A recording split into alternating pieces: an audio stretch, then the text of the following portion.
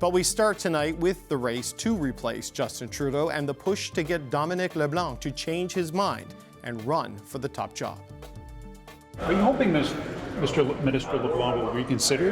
Absolutely. Yeah? And did you tell him that? Yes, I did. He is highly respected amongst all of caucus, and I think of a lot of Canadians. Dominic LeBlanc, should he change his mind? He absolutely should. He has what it takes to beat Pierre Poilievre. Do you think that there's enough of an effort to get him to reconsider running for leadership? There's a lot of effort to do that. So why are so many MPs calling for Minister LeBlanc to reconsider? Joining me now is Ontario Liberal MP Judy Sgro. Ms. Sgro, it's good to see you. Thank you for being here today. Glad to have the opportunity. Dominic LeBlanc has told the country no. You're asking him to say yes. What did he say to you when you asked him to reconsider? That he'd reconsider. I think Dominic, frankly, brings all of the qualities to the table that we want. In addition to having a relationship with Mr. Trump and the U.S., I think he was the best person that we can possibly choose to move forward. So he explicitly said to you that he would reconsider his decision to not run. Am I understanding you correctly there?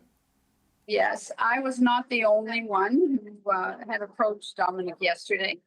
There were at least a dozen of us who went up to him and said, why did you do that without at least talking to us, and so on and so forth. So as we left the meeting last night, he said yes, that he would reconsider his position. Now, I haven't heard from him today, but I would expect that he's giving it full consideration and talking with his family as well. Okay, because I reached out to, I haven't spoken to Dominic LeBlanc directly, but you know how this works. There are people in his orbit in a moment like this that you speak with, and they were explicit to me that he is telling people he's not going to reconsider, and that the job he has to do as Finance Minister, Intergovernmental Affairs Minister, and responsible for the border is just too much. But you're saying you and how many others were given a different message at this meeting or after this meeting yesterday? There were a dozen of us. And then I know more we're going to be encouraging him. I think he was quite surprised to see the amount of support he had in caucus, that he wasn't expecting to hear that. So I think that's had an impact on his decision. So I'm going to give him a couple of days, and then I will reach out to him and see if he's rethought his decision maker, and just how important it is for the party to have someone with his immense qualifications to bring to the table. He's highly respected by everybody, and I actually think that the Conservatives are very worried about him taking that position. Why does it have to be Dominic LeBlanc? There are so many other people. Like, his political skills are unquestionable. This is why he's given every difficult job in this government, it seems. When there's a controversy to deal with, they hand it to him to sort of resolve. But there are other cabinet ministers, other big names. What is it that separates Dominic LeBlanc from everybody else in your view? He's very well liked. He's that kind of a character that I use the word character because sometimes he's a character, as you would know.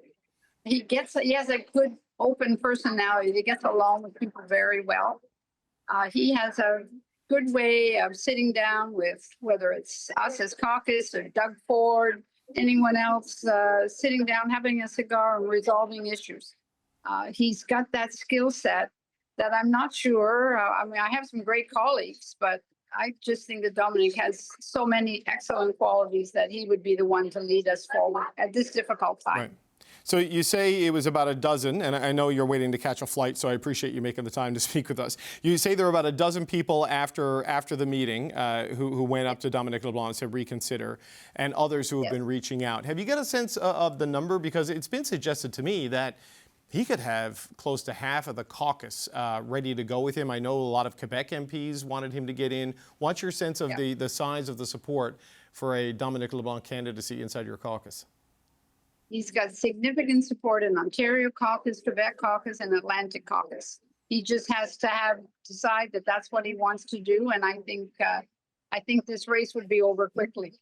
So what if he doesn't? You have this situation. I know you said he will reconsider, though there are people telling me today that he is not prepared to reconsider because of the job. And he has publicly, of course, said he isn't going to run. His current job, I mean, not the job you're asking him to seek.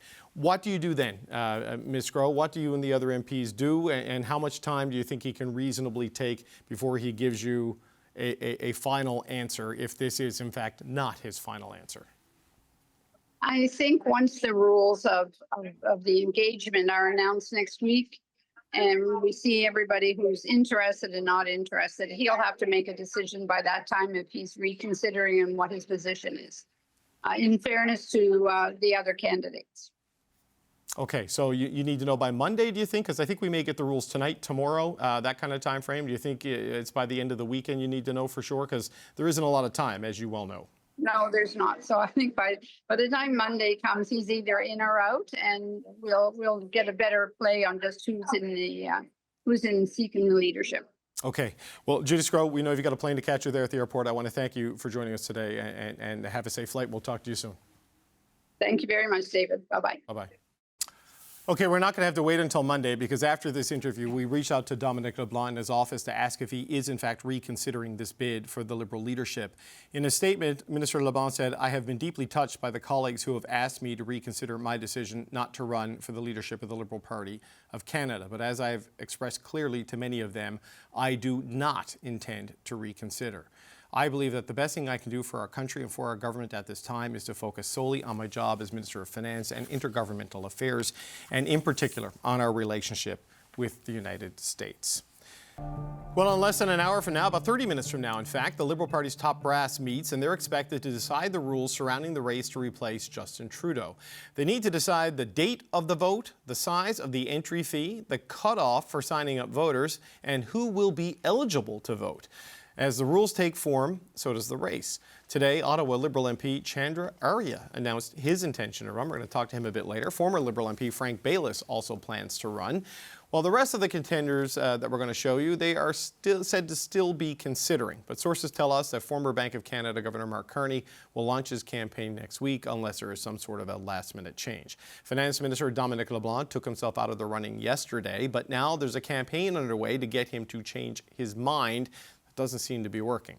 Meanwhile, Conservative leader Pierre Poilievre is publicly speaking for the first time since the Prime Minister called it quits. They're all just like Justin. In the next election, I will be running against Justin Trudeau. Whether his name is Justin Trudeau, or his name is Chrystia Freeland, or Carbon Tax Carney, or Carbon Tax Clark, they will all be Justin Trudeau. They supported everything he's done, and they promised to keep doing it. Okay, it's time to bring in the power panel to talk about this. Shachi Kurl is the president of the Angus Reid Institute. Jonathan Kalis is a former Quebec advisor to Prime Minister Justin Trudeau. James Moore is a former Conservative cabinet minister. And here with me in the studio is Matthew Dubé. He is, of course, a former NDP MP. I'm going to start with you, Carbon Tax Kalis, because everybody seems to get that moniker now.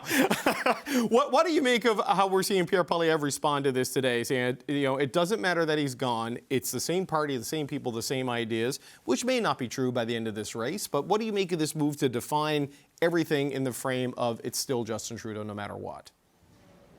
I would probably be doing the same thing. If I'm looking at the polls and I'm leading against Justin Trudeau, then I probably want to run against Justin Trudeau because I think that's where I have my biggest advantage. And if we look at Canadians' feelings towards Justin Trudeau and what led to his resigning and not running again, it's that I think his message stopped resonating. People were fed up and wanted to move on. And so if you're planning a strategy that, for the last 2 years to run against Trudeau, then I think this is the next best thing, is to try to tag anybody who you eventually will be running against and get the ball rolling early. Why not? That's what he's doing. And I expect that you'll see this going on for the next 2 months. This will be the strategy. Whoever, if somebody new comes in that we haven't even anticipated or haven't thought of, they will be Justin Trudeau. I think that's the strategy that we can expect for the next few months.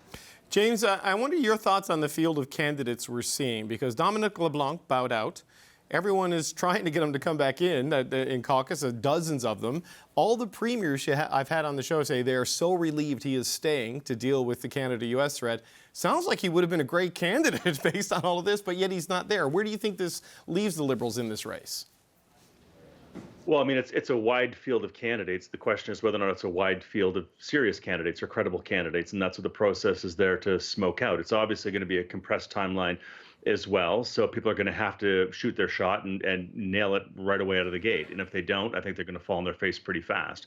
I would encourage the Liberal Party, such as they would take any advice from a guy like me, but I would encourage the Liberal Party to keep an eye on. I mean, like as a partisan, you always have this view, right, that what's in the best interest of the country is that my party wins. So therefore, focusing on the mechanics that allow my party to win is what's best for the country. Slow down. That's not how the public views it. And that's not actually necessarily true, because you do have, as an incumbent government, not just a Liberal Party, but as an incumbent government, a fiduciary obligation to protect the best interests of the country and the government of Canada, while the party on the outside is doing its thing and sorting out who its next leader is. Dominic LeBlanc, I don't know if he obviously has had some health challenges. He's been around politics now. He was elected with me back in 2000, a long time ago. He's staying home and focusing on governing and being there as some ballast in the government of Canada. I would hope that others around the Liberal Party would recognize their obligation to the stability of the state of Canada while we go through, the turmoil that's likely to happen as a consequence of tariffs and deportations and instability around the world and continued economic stagnation. Matthew, what are your thoughts on where things stand? 4 days, is it, since the Prime Minister made his decision? Well, I think it's the serious candidates are the ones who haven't announced yet, with no disrespect to Frank Baylis and Chandra Arya. This is different than a regular leadership race, because the person who wins is going to be Prime Minister, whether that's for a day or a month. That's just the reality of the situation right now. And I think it lacks a bit of seriousness. And I think it's incumbent on the party to be a bit quicker with the rules. I understand why it's taking a long time, because they're trying to balance, all these considerations, setting up some gatekeeping a little bit for the serious candidates, but also, I hope, trying to figure out how to address things like the fact that just about anyone can sign up right now and things like that. But the fact that it's taking them so long, I think, is allowing the public sphere to be taken up by people who will not win. And I don't think that that's good for the party, and I don't think that it's good for the country either. And for Dominic LeBlanc, credit to him for his reasons. I agree with what James said as well. Like, he has had health issues. I suspect that that's part of the calculation as well. But it also begs the question, are some people keeping their powder dry for the fact that someone might take the job, get shellacked in the next election, and not necessarily be around very long? We don't know. Someone has to also come up with a long game. Do they stick around in some capacity in opposition? What happens after that? So it adds to the calculus more than in regular circumstances. Yeah, and look, the meeting in about 23 minutes it starts. There's some suggestion we could get the rules tonight, or at least a broad framework of the rules. But, Shachi, there is an urgency to get that done, because you are picking the next Prime Minister, and let's face it, they're probably not going to survive that confidence vote when Parliament comes back at the end of March, so they got to move fast. Well, they have to move fast. The reality is Prime Minister Trudeau has backed them into a corner where they have no choice but to move fast. Here's what should have happened. They should have had plenty of time as a party, as a caucus, as a membership base, to sit back after 9 years, giving the now outgoing Prime Minister and leader his due for having carried the party almost single-handedly for so long.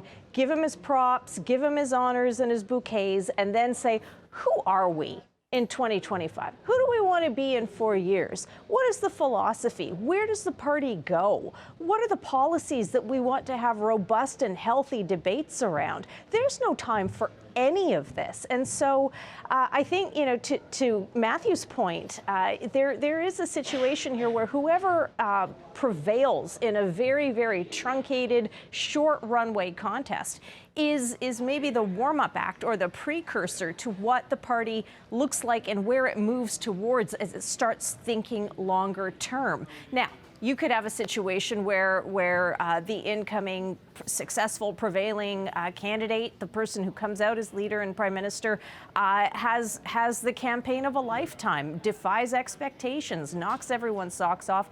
But in order to do that, this is going to have to be someone who's very effective at starting to probe at Pierre Poilievre's weaknesses.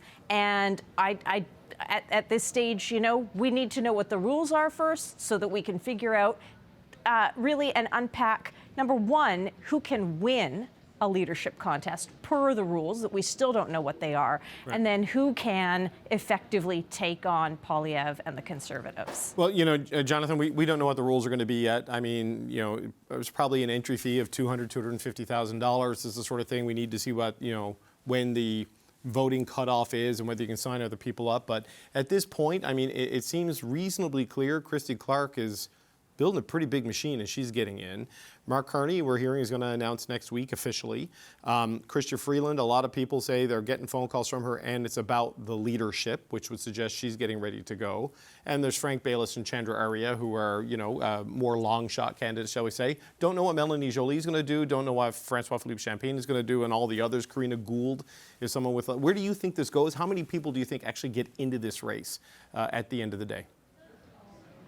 I've had a lot of, in my mind, comparisons to the 2017 Conservative leadership race. It wasn't truncated. There wasn't a rush in that case, but you had a whole number of candidates, a lot of caucus, a lot of Conservative members, a lot of Canadians probably would have loved to have seen Rona Ambrose run, and, people thought she had a better chance in 2019 and could have won. So there's sort of a comparison to Dominic LeBlanc that some people are making. In terms of who's running and who's not, I think you've named Carney, Clark, and I'm pretty confident that Chrystia Freeland's running. It's not a matter of reporting it. I think she's pretty much there, and it's a matter of when she announces. And I think all of them are waiting for the rules and then setting up, framing their run. And trying to influence the rules, by the way, so it may benefit their particular position in the party. So that's part of what's going on. That's what takes a little bit of time. It's not a matter of making the rules. There are rules. Now it's a matter of changing them because you have a very limited timeline. So I'm less worried if it takes till tomorrow or the weekend to find out what the specifics are, as long as they get it right. And when you're talking about making potentially major changes about who votes, if you change the ability of who's eligible to vote, that's a pretty big change. I'd like to see personally, let's limit it to, people who are citizens or citizens and permanent residents. Others have different opinions, but if you make that change, it's not insignificant. And that will impact some of the people who are also talking about running, some of those who already announced they want as big and large a field as possible to try to maybe bring in new people who aren't necessarily or have been liberals. So I think all those moving pieces are happening. And I think those who are considering not running, those whose names we've heard circulating, but we haven't really had much news from them, the Jolys and Champagnes and some others, I think they're taking a step back and looking and saying, we're not sure we can win this in this short amount of time. One, two, we're not sure even if we win the leadership, we'll win the election, and maybe better off wait till the next time. So I think those are the considerations that some of those candidates are really making. Yeah, and James, we talked about this on Monday. Like, if you wait till everything's perfect, then somebody else just takes the job from you, right? That's just kind of how it usually goes. But they have to do this calibration, the National Executive, James, on the voting rules, because they have to change it because of the way this is happening. If you do a cutoff on signups that's maybe retroactive when the Prime Minister quit, for example, that's a real disadvantage to someone like Christy Clark, right? So they've got to kind of get this right so that people don't feel like it's being rigged, and that causes more infighting. How do you see it playing out in terms of who you think reasonably might get in and stand a shot to be a contender as it goes forward? Well, I think they should probably have a rule that you have to have been a member of the Liberal Party for, I think it's 90 days in order to be a candidate for the leadership. So that gets somebody with deep pockets and quirky ideas from getting on the stage and embarrassing the field. So I think that door will be closed. I think it'd be a mistake for the party not to allow an influx of new voters and energy into the party to try to animate it a little bit and get some fresh blood. But of course, with that comes all the inherent risks that you described, based on the rules that they put in place back in 2013, which is, all the oxen free. If you want to join, come on in, vote, vote online, whatever. We're way past because of, the things that we've seen and the engagement and the fraudulent engagement that we've seen from nefarious characters around the world who don't have Canada's security or economic interests at heart, flooding the system. And the prize, of course, is the prime ministership. With regard the candidates themselves, though, I've always been of the view that whatever the rules are, like if you're planning on running and winning, your sort of posture that, yeah, you might have some tactical advantages that you try to, twist the party to put in place that would be accretive to you. But if you're intent on winning and running, just whatever the rules are, bring it. It's sort of like a, Conor McGregor, Mike Tyson mindset, right? Just put anybody in front of me. I'm going to have to fight them eventually. Bring it on. Doesn't matter. Bring the rules. I'm going to win no matter what the rules are. And I'm going to prove to you that I'm worthy of being the prime minister of this country and taking on whoever is the conservative leader this time, next time, the time after, because I'm that tough of a political fighter and I'm that organized and I have that powerful a message that I'm going to be able to punch through. So bring on whatever the rules. Any credible candidate should have that mindset that whatever the rules, bring it on. We're going to win no matter what. Yeah, play above the refs, right? Don't let the refs decide the game. Just play so well it's not an issue. So Matthew, I mean, if you look at it, you've seen the list of names. I mean, what do you think it comes down to at this point? I mean, if Carney really is going in, he's sort of like, been rumored and promised for a period of time. Freeland is, I don't know, the Prime Minister kind of lashed her to his agenda on Monday when he talked about a political partnership. I don't know if that becomes an issue for her or an asset for her. Where do you think it maybe goes? It's a good question. I think I do think Pierre Poilievre is onto something when he points out that anyone who's in this cabinet is going to have a hard time getting away from these issues. And I've heard other commentators this week raise an interesting point, which is I think the test for those folks will be the test that I think Kamala Harris failed in some respects, which is answering how do you distinguish yourself, being candid, being blunt, whether that's after the fact, hindsight's 20/20 type of thing, fine, sure, whatever, but being able to say this was wrong or I would do this differently or I regret that, whatever, right? Like having an acceptable answer to that. I think for Mark Carney, I don't think I've heard people throw around comparisons to Michael Ignatieff. I don't think that that's an accurate comparison, but I do think that he brings a big perception problem that, given the issues that are most important for Canadians right now, will be a huge challenge for him. I don't necessarily think that he's the most compelling communicator for a bunch of segments of the population. So, and I do think the fact that his name's floated around for so long now is also unhelpful for him, because he's kind of been this dark cloud over the Prime Minister's leadership of the party for so long. So it'll be a challenge for all of them. And I think there's some interesting dynamics in terms of energy, like James was talking about. Like, does someone like François-Philippe Champagne, who can be a bit quirky, but has that energy? Does that sort of bring something to the table? Mélanie Joly has had her detractors, but has done nothing but surprise people in her political career, finishing second for the Montreal mayoralty. So who knows? There's a lot of potential dark horses here, and there's a lot of ifs, whats, and buts.